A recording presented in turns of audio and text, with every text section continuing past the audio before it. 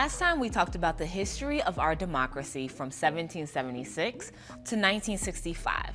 Well, today is part 2, and we're going to be looking at our democracy from the early 2000s to today, because somebody needs to explain this shit.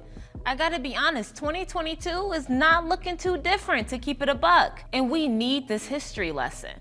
After Black and brown folks voted in historic numbers in 2020, we've seen nearly every single state attempt to pass anti-voter bills.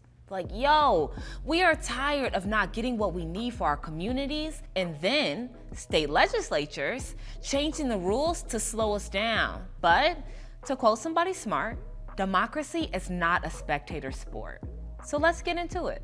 Number 1, because of how our country is set up, being a democracy and all, one of the most important and immediate changes that we can actually create in this country is through voting. Don't let them hit you with the bullshit that voting is not the most important and powerful tool that we have as Americans. She is really that girl. We left off at 1971. We're gonna go ahead and fast forward to 2013 to the Supreme Court case known as Shelby County versus Holder. This case essentially gutted the Voting Rights Act of 1965.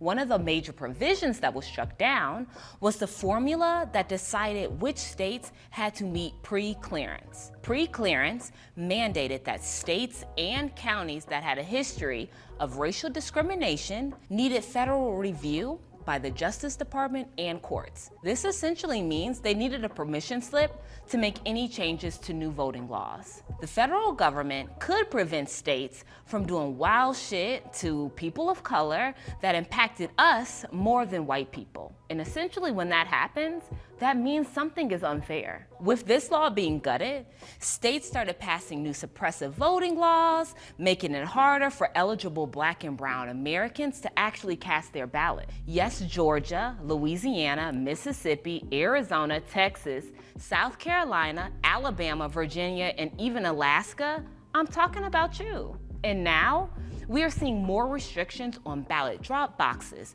shortening deadlines to ballots and requesting our ballots, limiting early voting, and restricting same-day registration and voting. These same states have wound up kicking people off their voter rolls or even shutting down polling locations. It's a mess out here, but in the same breath, some states have passed automatic voter registration and even allowing you to register and cast your ballot on the same day. If you haven't gotten it yet, our democracy is a living and breathing thing. It expands and it retracts, but it only expands if we make it so. That's the moral of this history. We can't let people silence us. We need to turn out, not tune out. We need to keep fighting, and one of the first and best ways to do that is for us to go vote in November during the midterm elections. Make sure you go to vote.org to check your voter registration or register to vote.